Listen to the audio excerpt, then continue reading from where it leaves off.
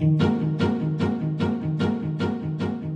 hello and welcome to what is the 76th episode of the Adoption and Fostering Podcast with me, Al Coates, and him, Scott Carson-René. Good evening. Hello, good evening. Good evening. Why do you do a silly voice? I can't help it. It's just it's my name, I think. Because if I was doing my I don't know if gay men call it maiden names, but if I was doing that, I'd go Scott Rennie. But it's not. It can't be a maiden name. Well, I don't know, a bachelor name. Well, it can be, but I don't know. Never really thought about it, to be fair. Already we're into the long grass. Yeah, we are. We're out of our scope of understanding, knowledge, or expertise. Yeah, exactly. Yeah, it's fair enough, though. So, how are you, Al? How are you? I'm generally quite well, enjoying the dark evenings, chopping wood in the garage and setting fire to things. Oh. Very happy. Oh, fabulous! Yeah. And you? Oh. Yeah, not bad. Yeah, I'm enjoying sending Jacob up to fill up the wood pail for the barn. Send the boy.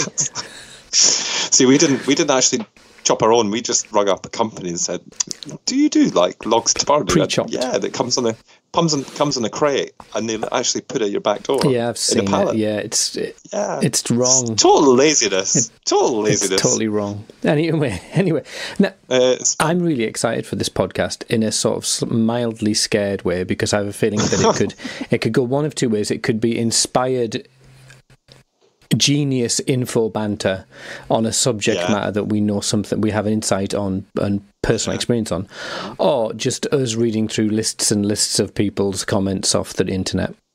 Either way. Yeah. So, but should I give a bit of context to this? So, a few months ago, I was checking my stats and doing that kind of thing that I do, and I noticed that there was a review on Amazon, which is very helpful and informative. A few. Oh, this is Amazon. Did we Not have Amazon? anything Sorry, on Amazon I meant iTunes. It's the same difference. Same difference. Yeah, go on. And it said, as someone who's considering adoption but still a couple of years away, this podcast is a useful resource to help us learn and prepare for the journey ahead. The adopter and adoptee stories are particularly useful. I'm building our. Oh, and you're using your hands as well. I'm gesticulating. This is interesting. I know that people can't see that, but you I can. Yeah. I'd love to hear a session on how prospective adopters can prepare themselves, but beyond the usual available from your contact agency. From contact and agency. If you were going back to the beginning of your journeys, how would you prepare yourselves, not just for the journey, but for the children you have now? And then it goes on and says, and Al is really funny and witty and about the Scott, and perhaps the changing hosts like that. Mentioned no names. Yeah, no names. And it's a 5-star review. Rubbish. Oh, it's actually a 4-star review. Oh, it's a 4-star review. Yeah. Well, we could have got 5. So that gave me the idea that we should try this out. We should do this, and so we chatted, and then we've put it out there, didn't we? Yes, we did. Well, you did. As you do. As I do. I keep forgetting. I know. Although I did do it on a little video. But you put it on the podcast. I did. You put it on the podcast. Well, mainly on the Twitter machine. And there was a lot of responses. Well, actually, probably the most responses we've ever had to anything we've ever asked. I think so, yeah. And what were the poll results? Well, in the end, now? The results are in. Because that would just help with the context of seasonally adjusted. So the question was, I shall tell you what the question was. It is literally men looking things up on the internet. It was very helpful. But I do have to confess that I pressed yes by accident. I pressed the wrong button. Oh, did you? I'm rubbish at this sort of thing. So the question I asked was, adoptive parents, was your preparation to adopt good enough? Explain your answer, and if you can, your thoughts are always welcome. So we got the answer for yes. We had 28% of people said yes, it was good enough. 26% of people said it was adequate. And with an overwhelming clear winner, we had 46% of people said no, it was not good enough. So there you go. There you go. The results are in. Yeah. So that made... I'm going to say, I'm quite surprised, actually, that more people didn't say they didn't feel prepared. As prepared. It's difficult, isn't it? Stick my teeth back in for that one, I think. I'm surprised that more people didn't say that they weren't prepared enough. There you go. That's what I meant to say. Well... I mean, I think that's a fair point. I think that suddenly mummies Because we had lots and lots of responses. But so suddenly Mummy said, I can't answer it. It's too much hindsight. And there's literally nothing that can prepare you for parenting of any child. And then it goes on. TBH. Yeah. And I think that's right. But if we just looked at it like that for this, then we'd say, all right, we can't do anything more. So let's just shut down the laptops and go on. Shortest episode ever. Some may like that. That could be good. Yeah. Isn't it? I mean, because both of us have obviously been through the preparation. So tell your story. Tell me your experience of preparation. When did you go through preparation? So we went through preparation in 2006. So it's a long time ago. So that's 13 years ago. Well, that must have been interesting because you would probably be one of the first same-sex couples to go through the preparation training. We were the first. Not in the country. I think we were probably about the 6th or 7th from what I can gather. There's no official stats on this, and nobody actually knows. But just say it first. That's what I can gather. No one be able to argue. Yeah, well, we're the first. Does that mean I get my Twitter verification done? Yay! Shallow. And yes, we were definitely the first through the local authority. That was fair to say. And so we had been registered with the previous local authority to do it. And for one thing and another, who knows why, maybe they just didn't want to kind of adjust the processes, or maybe they hadn't thought about it, I don't know. But anyway, they kept on inviting us and then cancelling the invite. So we went to another local authority. And this one actually fast-tracked us to the preparation course, because they came and saw us 2 weeks before the preparation course was taking place, and they gave us a space on that one. So it was actually quite quick in that respect, which in hindsight, not sure that was a great start. Why did you say that? Is it just that you weren't ready, or you were expecting a longer lead-in? I think we were expecting longer, and I also think that there could have, I don't know what, but I think that we could have been asked to get a bit more, not necessarily experience, but certainly a bit more knowledge around adoption at that point. Because even in 2006, we knew that the children that were being placed for adoption were, they weren't relinquished babies. Let's put it that way. Yeah. And it just seems daft now to think that, and a few people have said it. What can prepare you to be a parent? Nothing really, because some of it you just have to get on with. But the preparation. Can you remember specific elements of the course? Can you what was it? I can remember the whole thing from start to finish. Right. The focus on, and actual fact, someone mentioned on Twitter the other day. So there's a lot of focus on a couple of things, and it just seemed to want to fill time. And I'd say this on reflection, because I think it could have been filled with other things. So the passing round of the doll, to see how you would react to having a doll. This was part of our preparation. Really? And of course, yeah. And Tris and I are sitting there going, but we don't want a baby. Right. So what use is a doll to us? That kind of thing. One of those those babies that are real, weighted and cut into be real, yeah. But it's a bit weird. And then there was a lot of focus on kind of there was a bit of a focus on identity, but I'm not sure it's called identity. So we were talking about the names of children and stuff. Which was mentioned by one of the. It was. Yeah, it started a bit of a scuffle on Twitter. Yeah, and I think there's a lot of judgment on a name, which I think is a little bit unfair, actually.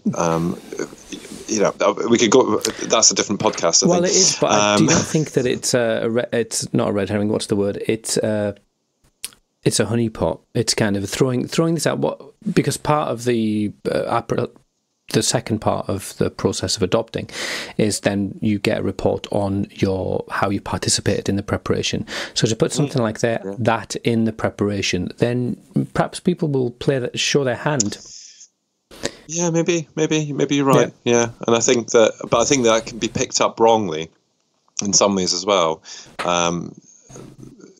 As in, a name is part of a child's identity, and we can talk about changing names and all that sort of stuff till the cows come home. But actually, that is part of their identity, regardless of what we as adults think about it. But you're right. By kind of going, well, I don't want a Kylie, because Kylie is quite a common name or something like that. That is showing your hand, and that should be taken into account. Yeah. So, But the thing was 4 days. I think it was a Thursday, Friday one week, and then a Thursday, Friday next week, or something like that. Can't remember, because they've reduced it now as well, which I just don't understand. Just don't get that. And it was all run by social workers, and we had, I think, in fact, it was an hour actually. I think we had half hour with birth parent, and there was no adoptee presence at all. And right, I think that, again, on reflection, that was kind of weighted the wrong way in a lot of ways. Well, let's put it this way. I advocate for the opportunity for either adoptees, birth parents, or adoptive parents to actually help facilitate prep courses. Because which you do see more of, don't you? Yeah, you do now, but are we seeing adoptees actually facilitating them? I don't think we are. I think we're seeing them participating in them. Are we seeing birth parents? Probably the same. We're seeing them participate, and probably to a bigger extent, but we're not seeing them facilitate. And adoptive parents, yes, we are seeing that. And, I certainly advocate for that, but I would advocate for the other two as well. So, because I think that's really important. So can I ask you then, reflecting back then on these 4 days, do you think that, was there stuff in there that then became useful? That's a really interesting thing, because I don't know if the one thing that sticks out for me was the video that we watched, and I think it was called Janie's Story. I don't know if you remember that, because was it New Zealandish?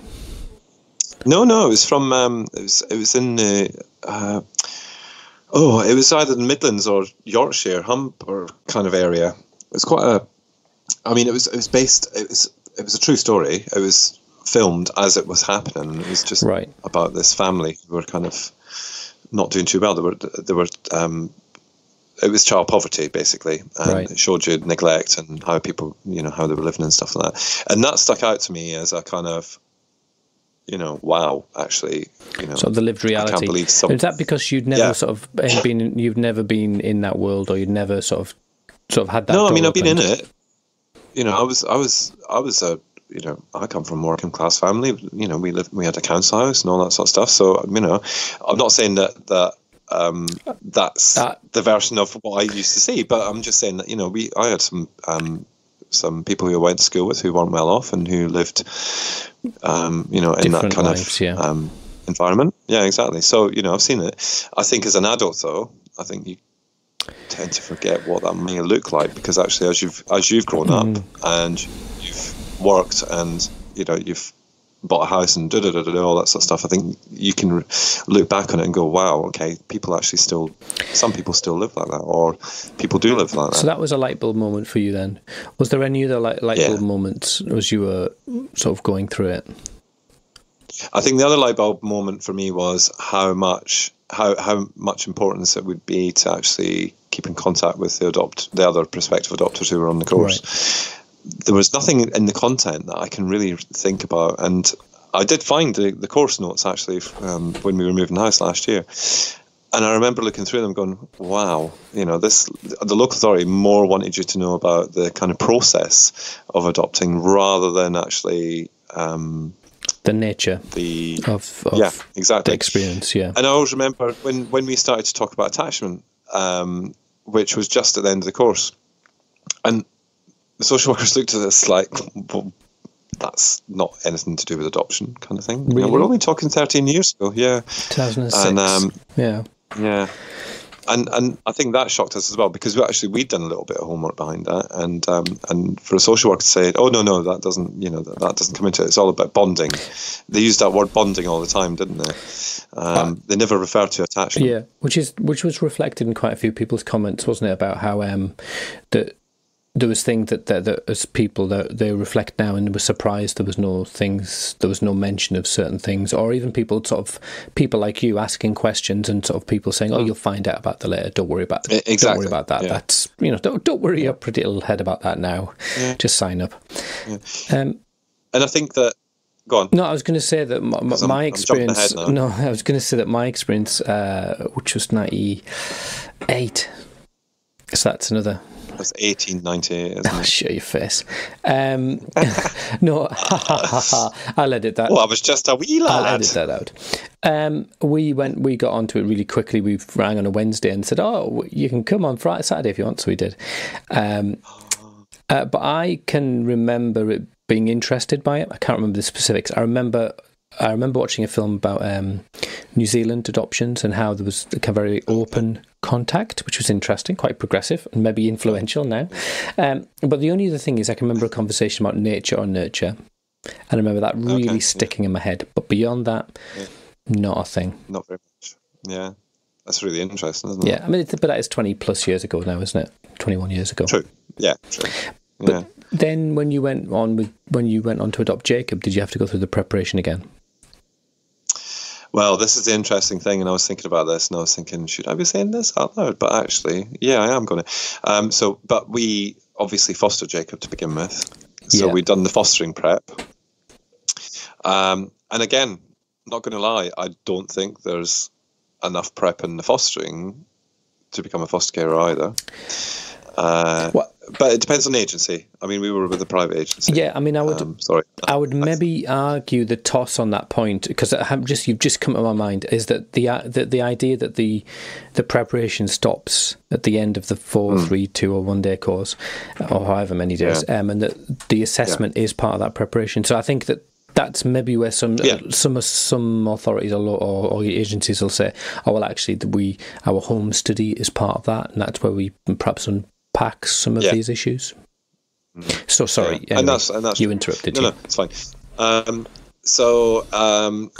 when we knew we were going to adopt him before he was placed for foster.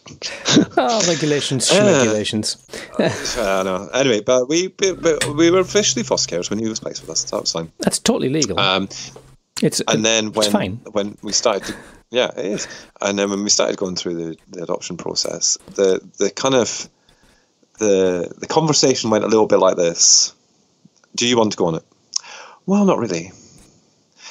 Well, to be fair, you've been quite successful with the other two anyway, so we won't bother with that bit. There's been no bother. Yeah, and it's been absolutely amazing. We've had no issues. We've been perfect parents. Blah blah blah blah.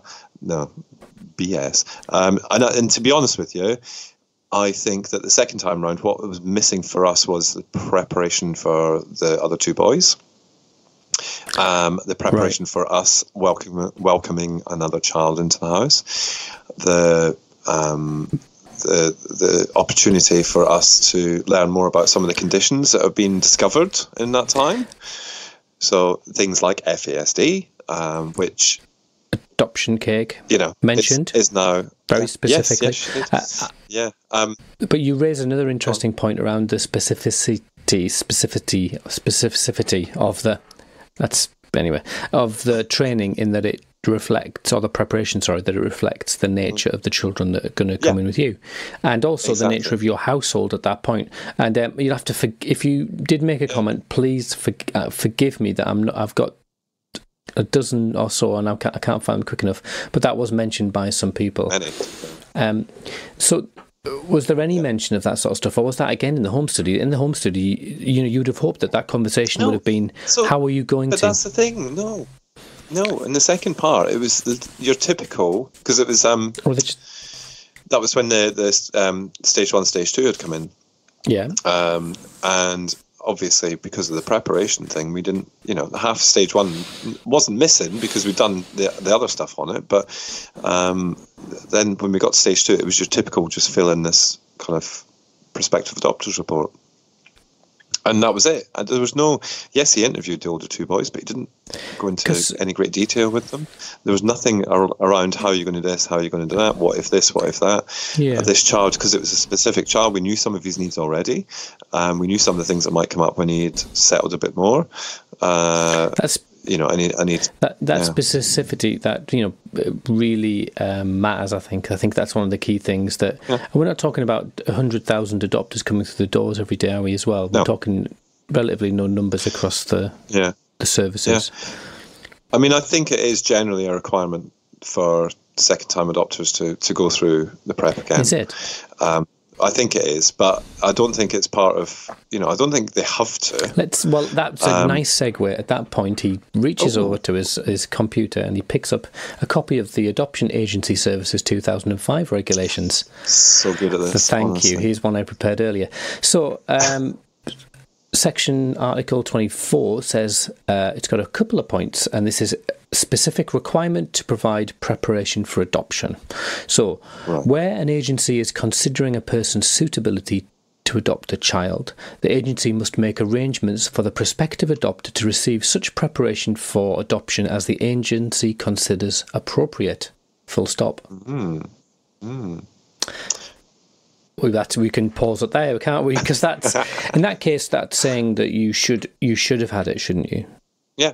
Well, I think so. Yeah. And I think, to be honest, because I was working, Trish was working, to have squeezed in that kind of thing, I think for us, we probably just saw.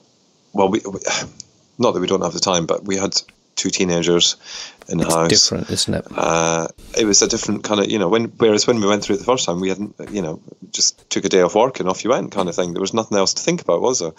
And I think that when you had other responsibilities, it's quite difficult. But again, it should still be, for me, definitely, it should be mandatory for a second time. Well, that's interesting, isn't it? I mean, there's an element of us, we're closing the gate behind us and saying wise words, what should happen to other people.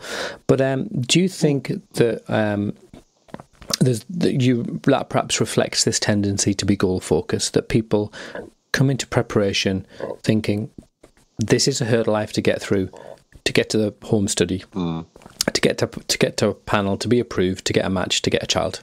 Yeah. And that it's a necessary. Well, I'm not going to say necessary evil because I've upset all manner of people. But it's a necessity that has to be. It's kind of you have to go through it tough. Just suck it up. So that not for everyone, but for you. Because I'm the same as you. When we adopted the first 3, and we were foster carers, and then we went, and the question was, we think you need to do the adoption training, and we said, and I mean, we were probably much worse attitude than you, and we said, well, we've got 5 children, because we've got, the children are placed with us. Yeah. Can you show us where there's time for us to take out, 4 days, 3 weekends, and I think at that point we were probably a little bit vexed with our children's social care, because so I think that. But I understand why they didn't, and I understand why I asked them not to. Yeah. But I think it's like I say, the first prep training seemed to be more about process for me, right, rather than actually the nitty gritty of what it would be like. And like I say, there's no preparation for this, and sometimes you just have to suck it up and get on with it. But I certainly think that because things have moved on so much, that actually, it's the same. It's a similar thing about my opinions on preparation in terms of, is it just a prep course or should it be a lot more? But I'm suspecting that we might kind of cover that off in a bit, but I'm just tempted to say right now that, for me, preparation should be right up until the adoption order is granted, because I get that a lot of people, and you could argue when that is, as in I'm saying the adoption order because I know that the majority of adoptive parents and their children are fed up with social workers at that point. Yeah. I mean, definitely, I know from speaking to my own adult kids, the day that we said to them bye-bye and we didn't have to see a social worker for a couple of years, they were just so relieved, because they just felt like they were part of, like there was friends and, everybody else around them. But in terms of preparation, I think that the preparation, that potential 10 weeks could be more, between actually having them placed and getting an adoption order. It can throw up a lot of things that actually you need support on, and that's part of the prep, because actually, I think that's the next 15, 20 years. That's a really interesting point, isn't it? Because I think that I've had a conversation when I was on panel with a member of the panel about the local authority had training in relation to child development and caring for children with sort of complex needs, and a whole host of really interesting courses. And I sort of said, well, why aren't we putting prospective adopters, people who are waiting within that have been approved but they're waiting for children? Why are we putting them? And the view was, well, they don't. It's not applicable. There's nothing to apply it to. So how useful is it? And I guess with hindsight at the time, it was the start of my delving into that world. I think now I would probably be much more forceful for lobbying for that.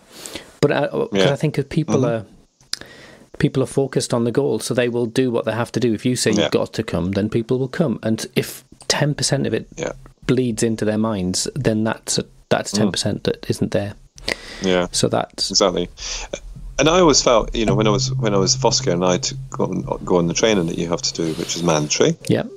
To keep up your what's it called? Your not approval. Registration. That's the one.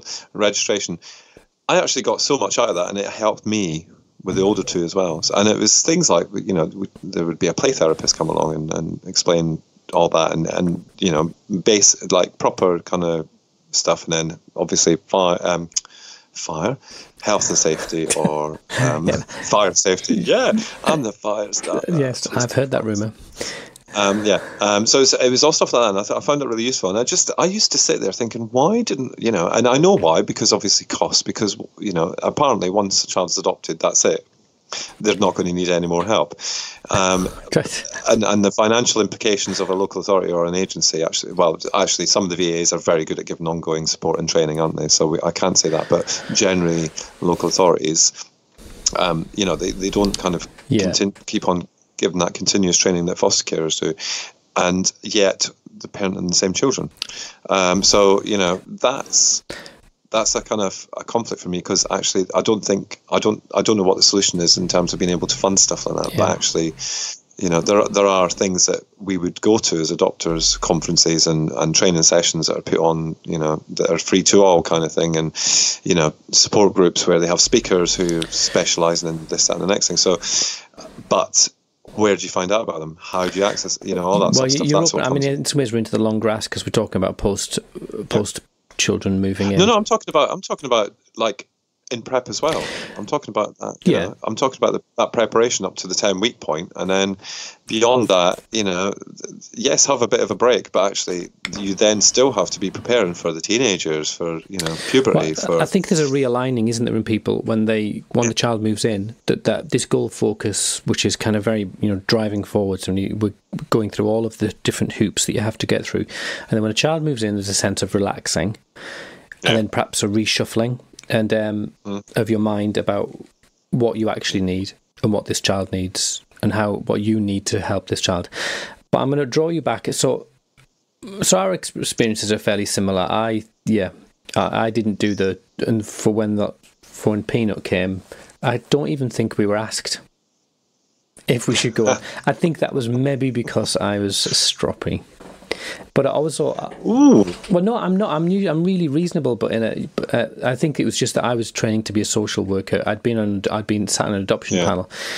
Paula was training to be a child psychotherapist, or she was doing that training. So there's them coming along saying, you've got 5 children, soon to be 6. We said, if you can show us a gap in our lives where we can put it, or find us childcare for these children. Yeah. The next question then is, have you ever sort of attended or helped do some prep training? I have. No, to be honest, I don't know. Well, have you? I mean, I think you'd have, but I don't know the specifics of it. Yes, I have. So basically, I had the opportunity to help the same agency reshuffle their prep training, and I took it on. And I actually facilitated it with them as well.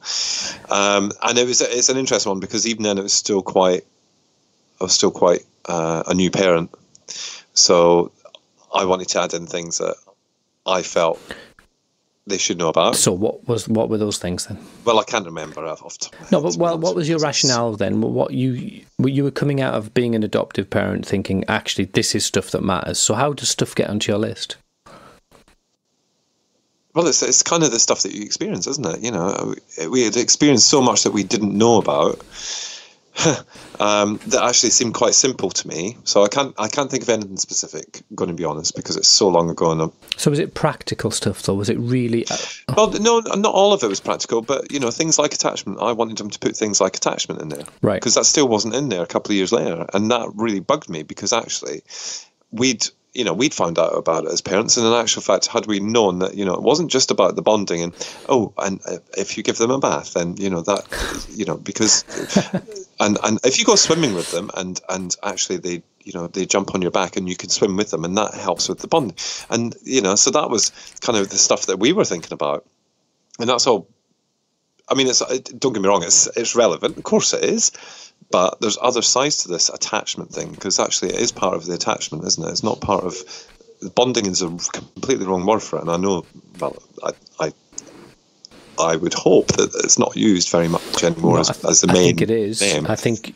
Really? Yeah, well, I think I see it online. People talk about, I'm worried about my child bonding with me, which is a legitimate worry, but I think that the two words are used interchangeably, attachment and bonding. I think that they're two very distinctly different things in relation to a child moving into your house, because they may have a secure attachment and not bond to you. They might bond to you and have an insecure attachment. True. Thank you. I'm here all week. Yeah. All right. Whatever. Just because I read one book, I'm a blooming expert, aren't I? Yeah, I tell you. And all them books you've got with no pictures. Yeah, it was a pamphlet. But what I was more thinking, I got frustrated in the end, because actually I wanted to do more. You've only got a specific amount of time. Yeah. For these things, and in actual fact, I got quite frustrated because I wasn't allowed to put some of the stuff in that I would have wanted to put in. But what I did was I took the opportunities during breaks and lunches to bring stuff out. Yeah, I'll be hosting an alternative seminar over lunch, but I'll be sharing my real feelings about adoption. Yes, and I'll be bringing cookies just to make sure you come. But that was kind of approach. And I mean, I'd love to think it's a lot different now. I really would. But I still don't think that... I think whilst we influence, and we know we influence, because, we know that the DFE and the ARG, and I'm using acronyms now, and certain RAAs who use specific kind of engagement tools with adopters, adoptees, and birth families, actually, they try and include as much as they can in it. Yeah. But is it enough? Is it enough on 3 days? Because I think that's the kind of the general kind of thing now, because people say, "Oh, I can't get time off work," and and that bugs me as well, because actually you're not talking about having a birth child. You're talking about having a child placed in your family who could potentially have complex needs. So actually, yeah, do you know what? You should think yourself lucky. You're only being asked to go to 4. In my view, should be a week-long residential with loads of children and there. And an assault course. Yeah, exactly. Yeah, and then you kind of, that would be my idea of the ideal prep, with a range of kind of different labels that have been stuck on these children by social workers. Well, I'll tell you what, because your ideal prep, so actually it's part 2 of the regulations, 24 part... as I say, the Adoption Agencies Services Regulations 24 Part 2. And obviously these are all reflected in the National Minimum Standards 2014 for adoption services, but they're not explicit like they're explicit here. So it says, Part 2 says, preparation for adoption includes provision of information to prospective adopter about A, the age range, sex, likely needs and background of children who may be placed for adoption by the agency. B, the significance of adoption for a child and his family. They're huge subjects. C, contact between a child and his parent or guardian or other relatives where a child is authorised to be placed for adoption. D, the skills which are necessary for adoptive parents. That's huge. It's all there. That's massive. But it's there, isn't it? Massive. It's there. Yeah, I mean, I guess 2006 you would still be under those regulations. I was under a different set of regulations. I'm not even sure what they were. And E. Winston Churchill did yours. He did. He was there. He was. Anyway, the Adoption Agency's procedures in relation to the assessment of prospective adopter and the placement of a child for adoption. So that's the process, and the procedure in relation to a placement of adoption. Sorry, the procedure in relation to placement for adoption and adoption. Yeah.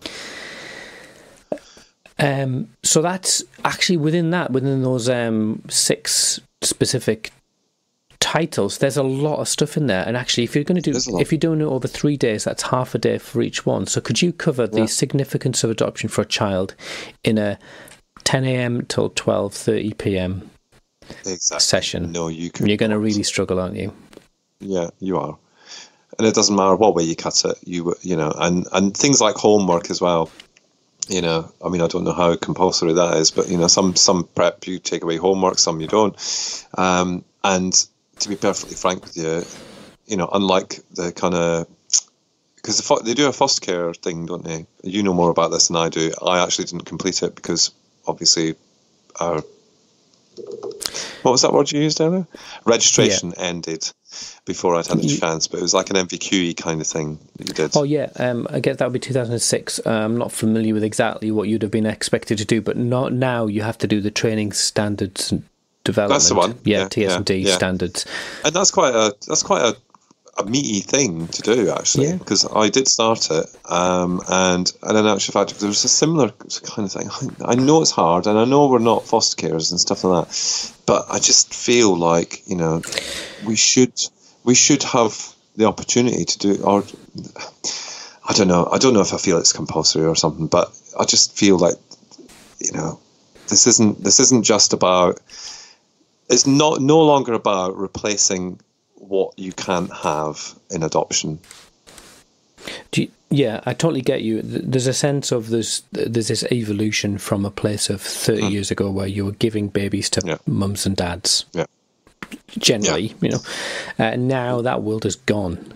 When you look at the diversity of the adults that are coming forwards, be that single, same-sex, not necessarily married, people in just, you know, long-term partnerships.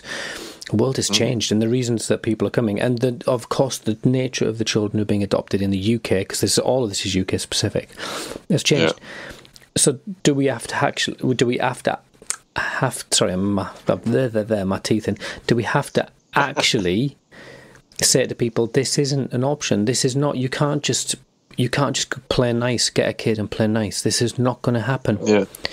You may be, you know, I'm saying lucky in inverted commas. You may be lucky.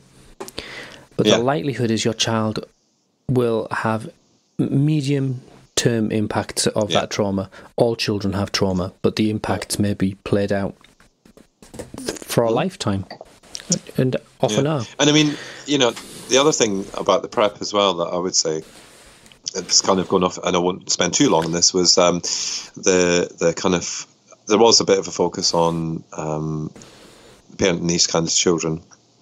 But in my head, I was going, it will be fine, because as soon as they come to me, and I think that there's still a lot of that out there. There is still a heck of a lot of that out there. You know, I've seen various things over the last few months that have been posted on social media and all that sort of Facebook and whatever. And can you ask for a child with less trauma? You know, that was one that sticks in my head. And you just think, okay, so the narrative in people's heads about adoption is still quite old-fashioned. In the same way, you know, what experience do you have of children? Well, I've got a niece and I've got a nephew and I've got godchildren, I've got this and I've got... But have you experienced a child who has been exposed to this, that, the next thing, has lived in 12 foster care placements, has had a failed placement for adoption? No. Yeah. So that is a that's a complete curveball, that question. Because we answered it going, well, yes, you know, we look after our niece every weekend because her parents have difficulties in their marriage, you know, that kind of thing. And, oh, yes, we've got a godchild whose parents have separated, and she was only 3 months old when they separated, you know, so she... It's not comparable, and is it? Talking this crap, and it is crap, because actually, back then, we thought that's what it was about. And in actual fact, it was much deeper than that. I've not been asked to go to deliver anything at too many preparation groups for all the obvious reasons.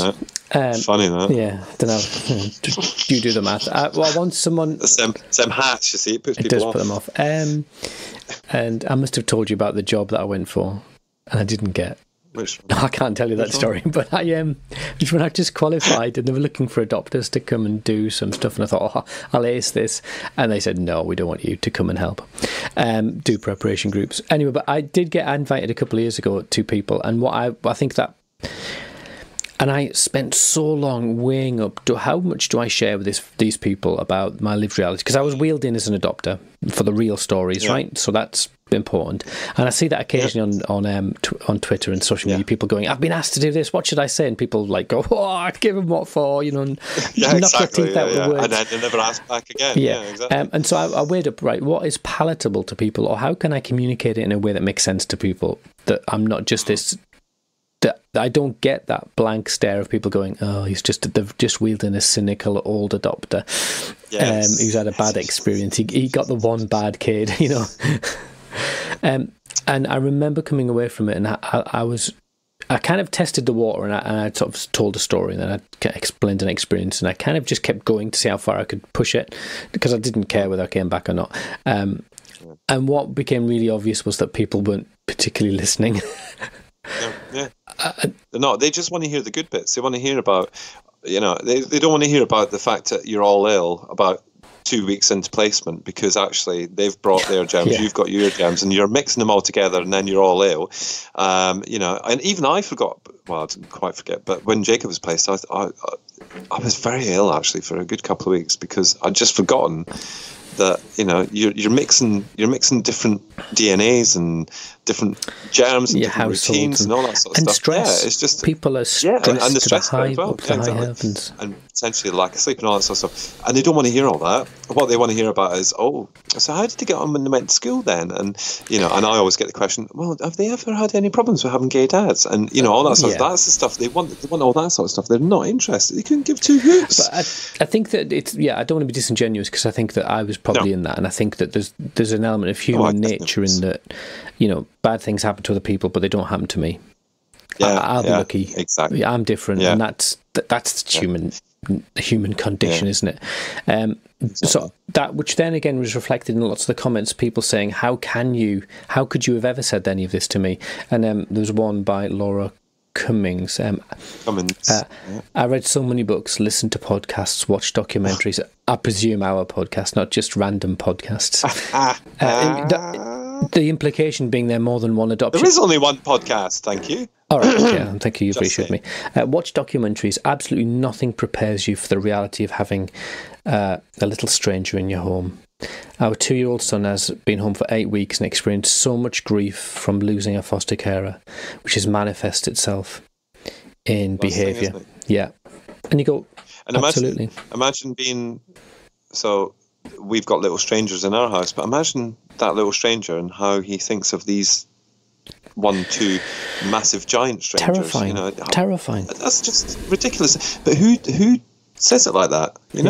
Because who tells us? Imagine you are 2 foot tall, and you've just met a 6 foot tall and a 5 foot, whatever.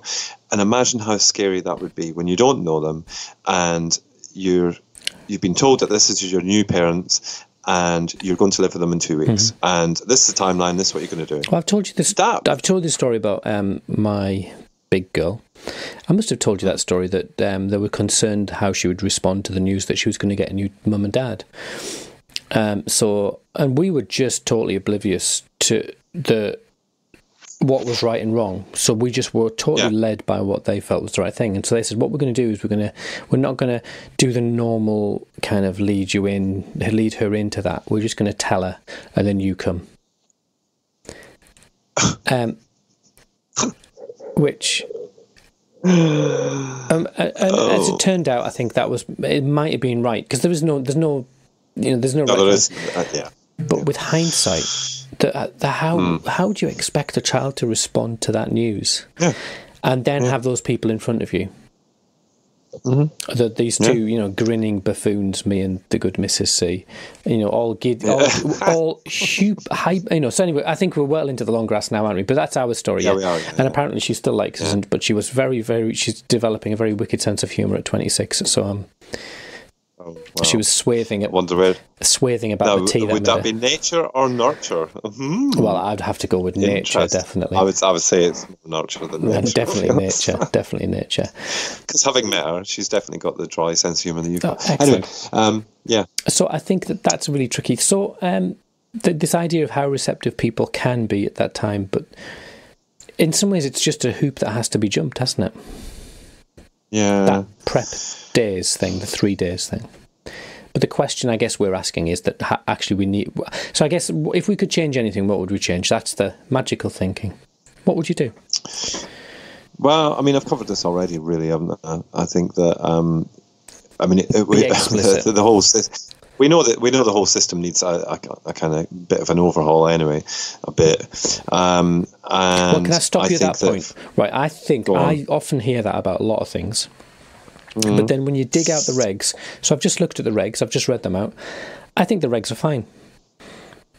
I think what the regs said you've got to do this, that, it talked about, I've just shut them down again.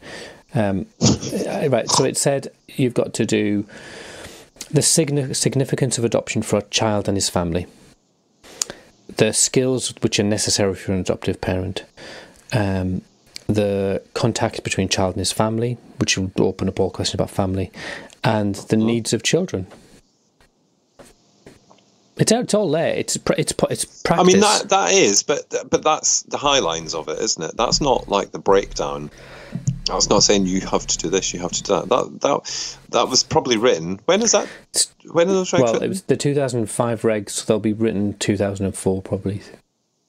So they're not even relevant now. They're absolutely relevant. Well, they're relevant, but I'm just saying the content of those specific points aren't relevant to today. Well, I guess then in that case, the national minimum standards need to be changed then. Yeah, they do. And for a couple of reasons. Number one, you've no longer got majority of agencies aren't local authority; they're regional adoption agencies. Yeah, correct. Doesn't change the children. So that kind of changes things a little bit in terms of some of the things that are on offer, and some of the development of the. Why are you making that face? Because it's a podcast and no one will see. Yeah, exactly. But my point with that is that a lot of when these agencies have been going live, and we've talked about this before, some of the little bits and pieces have been dropped by the wayside, and then they've gone, oh, we forgot about that, and we need to add that in. Okay, so you've got that, but also you've got these regulations were probably written with the input of adopters. And I'm leaving that silence there because that is quite a key thing for me. They were probably, were birth parents, were adoptees, were siblings of adoptees who were put in to the care of SGOs and kinship care and all that stuff. No. So we want best practice, don't we? That's what we want. So I'm going to Google this because I think that I've never even thought of that, but I wonder if there's a best practice guide from someone like BAF. I would imagine there is, but I'm just talk amongst yourself. Okay, Scott, how are you? Yeah, I'm fine, Scott. How are you? You had a busy day? Yeah, it was very busy. Yeah. How's the kids? Yeah, it's fine. Yeah. Oh, we've got our older one moving back in tomorrow. Excellent. Yeah, well, I'm on the Core and Bath website. I mean, this is terrible podcasting, isn't it? Did you have any preparation for your 21-year-old moving back in? No, you didn't have any preparation. You had 3 days preparation. I can't find anything.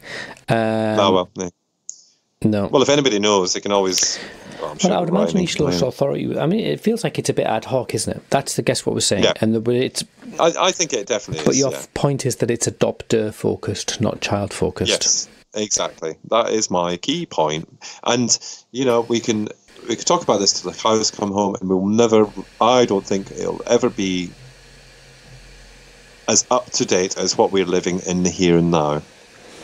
So even if you were to totally change that guidance today, by the time it was gone through blah blah blah and all the processes it has to go through with DFE and then whoever else it is, it has to rubber stamp it and the minister and all that sort of stuff, and then has to go and be voted on and blah blah blah, it's out of date. It's out of date by that point as well. And I think what you're saying is the key. Yeah, I'm kind of agreeing with you in some ways that the key points are there, right? But actually, who's monitoring what the content of that is? It's up to the each local authority and Ofsted. Yes. At the end of the day. Yeah, we should do a secret adopter, shouldn't we? We should send us in on a prep groups. But I think you really made me think about this idea that we constantly get back to it's the least or it's the most that adopters will accept, and the least that we can feel. It's this compromise.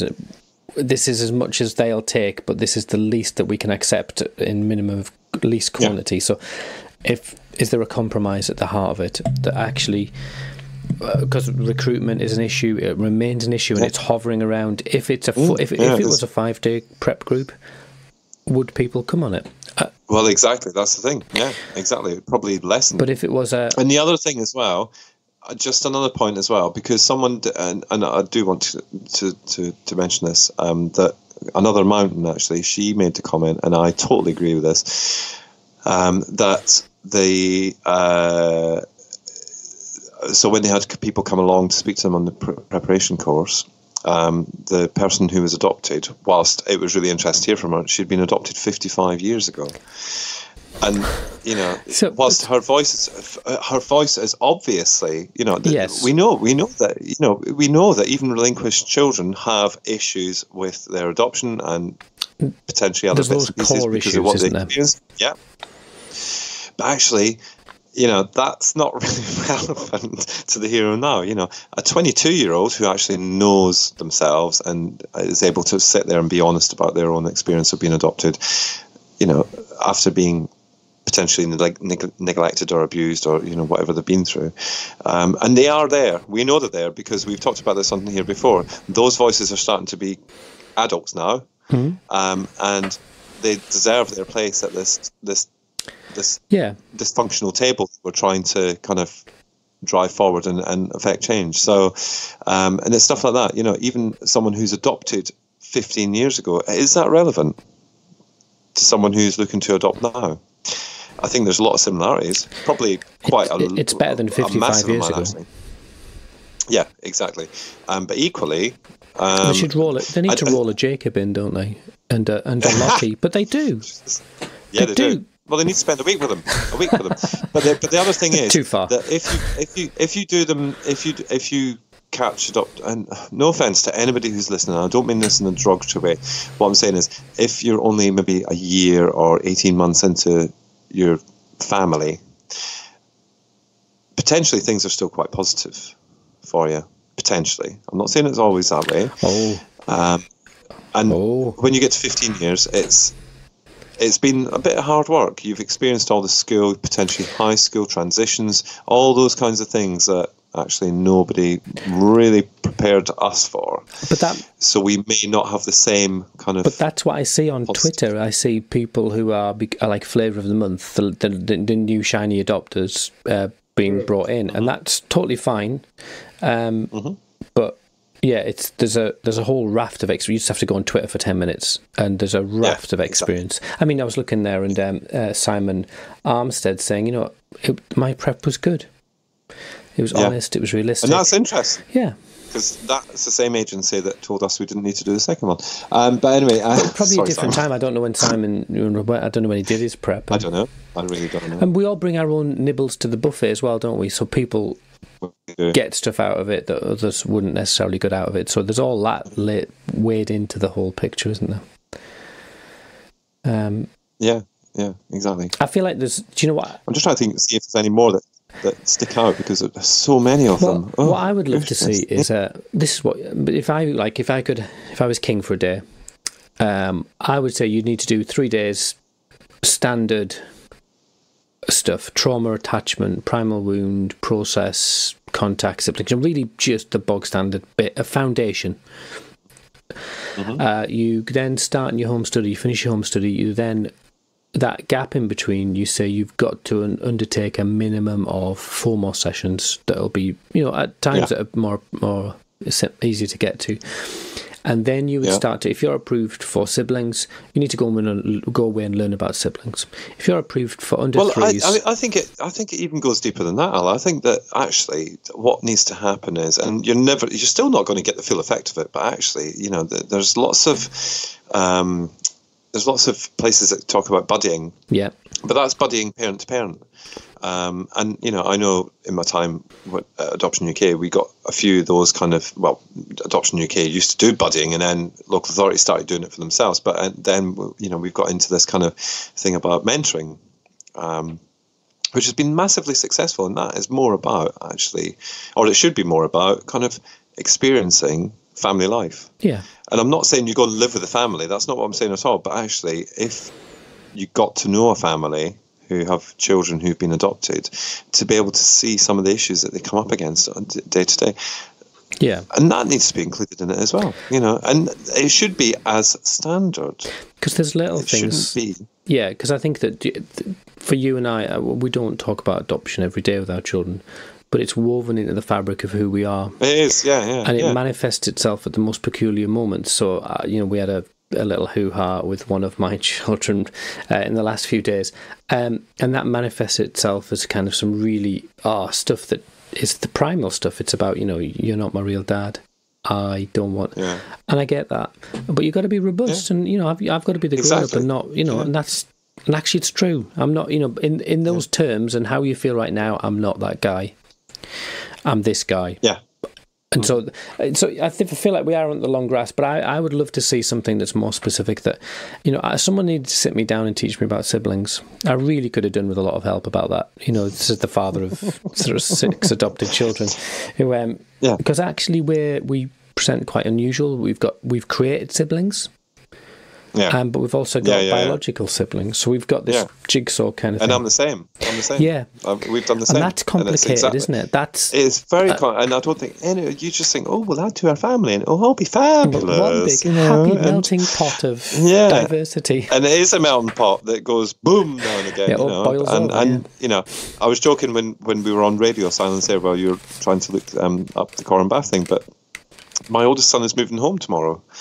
And he's when did he move out? Must be at least 18 months, 2 years ago, whatever. So he's coming back into our home, and he's never lived here.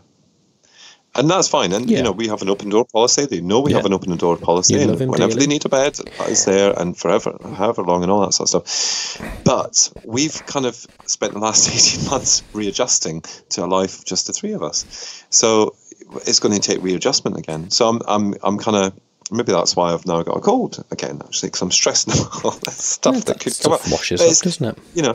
Yeah, but it's true, isn't it? And they're not biological siblings either.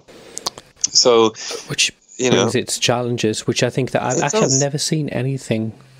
I've never seen anything written about that. No, exactly. And that's what I'm saying to you. Because my children, looking across them, and I don't want to, obviously I don't want to share, but there's a sense of some of them feel really connected in ways that it's nothing to do with their biology, and others don't. Mm-hmm. Yeah, exactly. And I'm also going to have 2 people under the same roof who are so alike.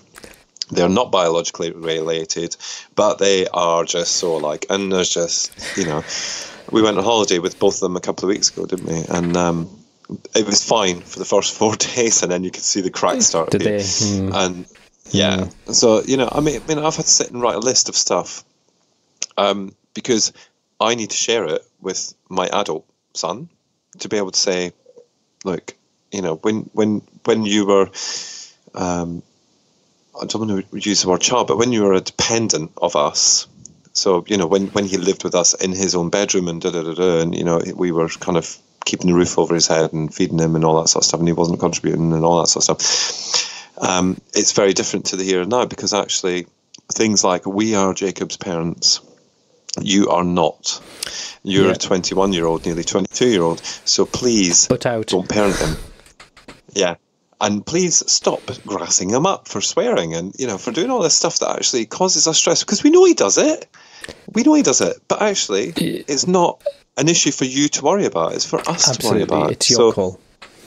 Exactly. So, it's stuff like that. And I think that's, I know it's not relevant to the first time prep, but actually it moves on, doesn't it? Yeah. All this kind of stuff that we experience moves on, and we experience things for the first time. We're like, why didn't it tell us about this? So that would work really well, that idea of, you know, the generic prep, that you would say, they'd say, well, there's no reason for you to do the generic prep again, but actually we are looking at the child you're getting, and we would like you to do 4 sessions around, you know, maybe it's specific genetic, not you, but maybe it's specific genetic conditions, maybe it's around impact, specific early adversity, it's around kind of how your family is then going to look, it's about, you know, the impact on your work-life balance, all that kind of stuff. Exactly. So I'm conscious that we've just hit the hour, so I think we should wrap it. Yeah, no, we've prattled on. I think we warmed up to that theme. We could go on. But I think preparation will always be an issue. I think it will. It's never going to be perfect. And I've just scrolled through my phone again, and you know, there's 2 sides to it, like you said. One is the practical stuff. Yep. And then one is the kind of actual emotional, hard. Yeah, exactly. Because, you know, things like, and suddenly Mummy said it, NHS numbers, UPI numbers, you know, nobody tells you about all that sort of stuff. No. So when you've got a child that's diagnosed with a certain medical condition and you need medication for it, as soon as that adoption order's come through, that goes. and we had it with Jacob. We had 3 months of fighting to get the medication that he needed, that he'd been given up to the time of the adoption order, and then it disappeared off his, you know, thing, because that will change. But they don't tell you about that. Yeah. You know? And so there's curveballs that are predictable and totally kind of could be sidestepped if someone had just sat down and thought about it. Well, I think that the issue of preparation, what I'd love to do is that if anyone has power and they're a commissioner, Scott and I would be more than willing to put on a prep course, wouldn't we, Scott? Oh, actually, do you know what? It would be, I think ours would be quite practical. It would be a laugh. And informative. But actually, I think people, no, I'm not being funny, because we are who we are, aren't we? And we've experienced what we've experienced. But actually, I wouldn't change anything. What? I would not change a thing. But remember, I didn't get the job. Well, you didn't get 2 jobs, actually. But, oh, yeah. You know. Yeah. Yeah. So, we won't go on about that one. Awkward. But, you know, and yeah, the fun we would have.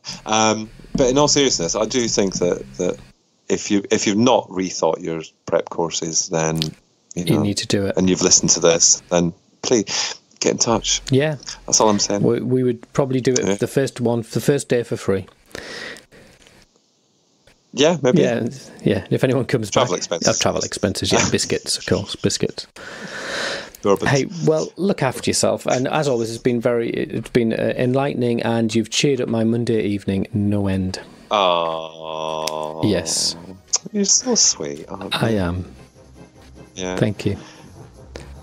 Bon Jovi. Anchovy.